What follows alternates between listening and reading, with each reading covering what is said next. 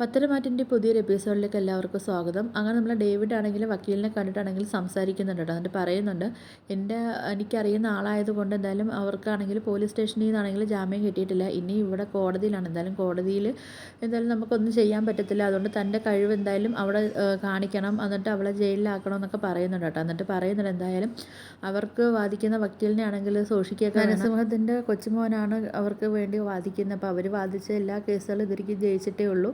അതുകൊണ്ട് എന്തായാലും നമ്മൾ കുറച്ചൊന്ന് സൂക്ഷിക്കണമെന്നൊക്കെ ഡേവിഡ് ആണെങ്കിൽ പറയുന്നുണ്ട് വക്കീലിൻ്റെ അടുത്ത് കേട്ടോ. അപ്പോൾ ആ സമയത്താണെങ്കിൽ ഡേവിഡിൻ്റെ വക്കീൽ പറയുന്നുണ്ട്, അതിപ്പം നമുക്കാണെങ്കിൽ കുഴപ്പമില്ല, എന്തായാലും തെളിവുകൾ എല്ലാം കൂടിയല്ലേ അവരെ പിടിക്കുകയൊക്കെ ചെയ്തത്. അപ്പോൾ പിന്നെ അവനെന്താ കോടതിയിൽ വാദിക്കാനെന്നൊക്കെ പോകുന്നതെന്നൊക്കെ നമുക്ക് എന്തായാലും നോക്കാമെന്നൊക്കെ പറയുന്നുണ്ട്. അങ്ങനെ നമ്മളെ വക്കീലാണെങ്കിൽ ഡേവിഡിൻ്റെ അടുത്ത് ചോദിക്കുന്നുണ്ട്, നിങ്ങൾക്ക് എന്തിനാ അനന്തപുരിക്കാരടുത്തായാലും മൂർത്തീസ് ജ്വല്ലറി അടുത്തും ഇത്ര വാശിയൊക്കെ, എന്തിനാ ഇത്ര പകയൊക്കെ കാണിക്കുന്നത്? നിങ്ങൾ അവരെ അടിത്തറ ഇളക്കാൻ വേണ്ടി അവിടെ വന്നേന്നൊക്കെ പറഞ്ഞല്ലോ സാറ്. അപ്പോൾ എന്താ നിങ്ങൾ തമ്മിൽ പ്രശ്നമെന്നൊക്കെ ചോദിക്കുന്ന സമയത്താണെങ്കിൽ നമ്മളെ ഡേവിഡ് പറയുന്നുണ്ട്, നിങ്ങളെ കാര്യങ്ങൾ നോക്കിയാൽ മാത്രം പോലെ ചോദിക്കുന്ന പൈസയൊക്കെ അങ്ങോട്ട് എണ്ണി തരുകയൊക്കെ ചെയ്യുന്നുണ്ടല്ലോ, പിന്നെ നിങ്ങളെ കാര്യം നോക്കുക, നിങ്ങൾക്ക് എന്തിനാ ആവശ്യമില്ലാത്ത കാര്യങ്ങളിലൊക്കെ നിങ്ങൾ ഇടപെടുന്നതെന്നൊക്കെ ചോദിക്കുന്നുണ്ട് കേട്ടോ. എന്നിട്ട് എന്തായാലും കേസ് വാദിച്ചിട്ട് വരാനൊക്കെ പറഞ്ഞിട്ടാണെങ്കിൽ നമ്മുടെ ഡേവിഡ് ആണെങ്കിൽ അവിടെ നിന്ന് പോകുന്നുണ്ട്. നമ്മളെ നയനെ കൊണ്ടാണെങ്കിൽ നമ്മളെ നന്ദുവും ടീമും ഒക്കെ വരുന്നുണ്ട് കേട്ടോ കോടതിയിലേക്ക്. ആ സമയത്ത് നമ്മളെ നയനയുടെ കൂടെ ആദർശവും കൂടെ വരുന്നുണ്ട്. അങ്ങനെ നമ്മൾ ആദർശാണെങ്കിൽ ആ പോലീസുകാരൻ്റെ അടുത്ത് പറയുന്നുണ്ട്, ഒരു തെറ്റും ചെയ്യാത്ത നയനെയാണ് നിങ്ങൾ ഇപ്പം ഈ കോടതി വരെ എത്തിച്ചതെന്നൊക്കെ പറയുന്ന സമയത്താണെങ്കിൽ ആ പോലീസുകാരൻ ചോദിക്കുന്നുണ്ട്, ഒരു തെറ്റും ചെയ്യാത്തയോ? പിന്നെ ഇവരെ അറസ്റ്റ് ചെയ്യുന്ന സമയത്ത് ഞങ്ങൾ തൊണ്ടി മുതലോട് കൂടിയാണ് ഞങ്ങൾ ഇവരെ അറസ്റ്റ് ചെയ്തത്, അപ്പോൾ ഒരു തെറ്റും ചെയ്യാതെയാണ് ഞങ്ങൾ അറസ്റ്റ് ചെയ്തതെന്നൊക്കെ ആ പോലീസുകാരനെ തിരിച്ച് ആദർശൻ്റെ അടുത്തൊക്കെ ചോദിക്കുകയൊക്കെ ചെയ്യുന്നുണ്ട് കേട്ടോ. അങ്ങനെ പിന്നെ നമ്മൾ നയനെയാണെങ്കിൽ കോടതിക്കകത്ത് കൊണ്ടുപോയൊക്കെ ചെയ്യുന്നുണ്ട്. പിന്നെ അവിടെ ആണെങ്കിൽ നമ്മളെ കേസിൻ്റെ തുടക്കമൊക്കെ കുറിക്കുകയൊക്കെ ചെയ്യുന്നുണ്ട്. അങ്ങനെ നമ്മളെ വക്കീലാണെങ്കിൽ നയനെടുത്ത് ആദ്യം തന്നെ നയനെ തകർക്കാൻ വേണ്ടി ചോദിക്കുന്നതെന്ന് പറഞ്ഞാൽ, നിങ്ങളെ കല്യാണം എങ്ങനെയാണ് കഴിഞ്ഞതെന്നൊക്കെയുള്ള കാര്യങ്ങളൊക്കെ ചോദിക്കുന്നത്. നിങ്ങളെ കല്യാണം കഴിഞ്ഞതൊക്കെ അങ്ങനെയൊക്കെ ഓരോ കാര്യങ്ങളൊക്കെ നമ്മൾ നയനെടുത്ത് ചോദിക്കുന്നുണ്ട്. അപ്പോഴത്തേക്ക് ചേച്ചിയുടെ പകരം അനിയത്തിയല്ലേ ഇവിടെ മുഖം മറിച്ച് വന്നിരുന്ന് കല്യാണം കഴിഞ്ഞതെന്നൊക്കെയുള്ള കാര്യങ്ങളൊക്കെ ചോദിക്കുന്നുണ്ട്. അപ്പോൾ കല്യാണം കഴിഞ്ഞിട്ട് ശേഷമല്ലേ പെണ്ണ് മാറിപ്പോയെന്നുള്ള കാര്യമൊക്കെ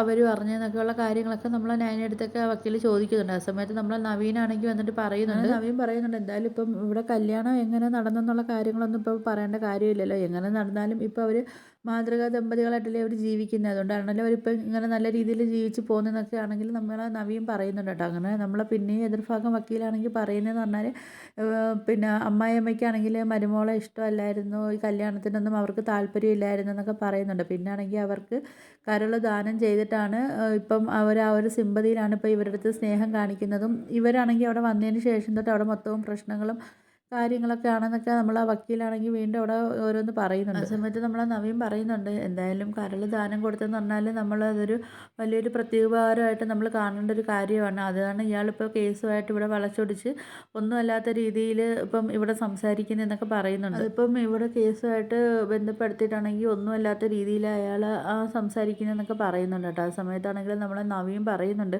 ഇപ്പം ഒരാൾക്ക് കരൾ ദാനം ചെയ്തെന്ന് പറഞ്ഞാൽ തന്നെയും അത് എത്രയും നല്ല മനസ്സുള്ള ആൾക്കാർക്കാണ് അത് ചെയ്യാൻ പറ്റുന്നത്, അല്ലാതെ പെട്ടെന്നൊന്നും ആരും അങ്ങനെ ചെയ്യത്തില്ലല്ലോ എന്നൊക്കെ നമ്മളെ നവീനാണെങ്കിൽ പറയുന്നുണ്ട്. അവിടെ നമ്മൾ നയനെക്കുറിച്ചുള്ള കാര്യങ്ങളൊക്കെ നമ്മളെ കോടതിക്കൊക്കെ ആണെങ്കിൽ ബോധ്യപ്പെടുകയൊക്കെ ചെയ്യുന്നുണ്ട് കേട്ടോ. അപ്പോഴത്തേക്ക് വീണ്ടും ആണെങ്കിൽ നമ്മളെ ഈ എതിർഭാഗം വക്കീലാണെങ്കിൽ നയനെയാണെങ്കിൽ അനന്തപുരിയിലാണെങ്കിൽ ഓരോ പ്രശ്നങ്ങൾ ഉണ്ടാക്കുകയും അപ്പം അത്രയ്ക്കും ഒരു പ്രശ്നക്കാരിയായിട്ടാണ് നമ്മളെ കോടതിയിൽ നയനെക്കുറിച്ച് സംസാരിക്കുകയൊക്കെ ചെയ്യുന്നത്.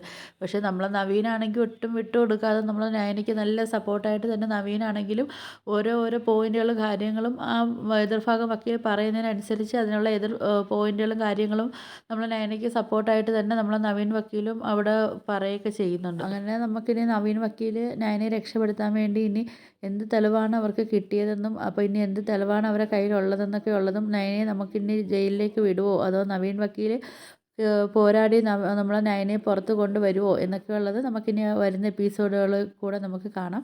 അപ്പോൾ നിങ്ങൾക്ക് വീഡിയോസൊക്കെ ഇഷ്ടപ്പെട്ടാൽ ഒന്ന് ലൈക്ക് ചെയ്ത് ഷെയർ ചെയ്ത് സബ്സ്ക്രൈബ് ചെയ്ത് ബെല്ലൈക്കൻ എനേബിൾ ചെയ്ത് ഒന്ന് ഹൈപ്പ് ചെയ്ത് ഒന്ന് സപ്പോർട്ട് ചെയ്യണേ.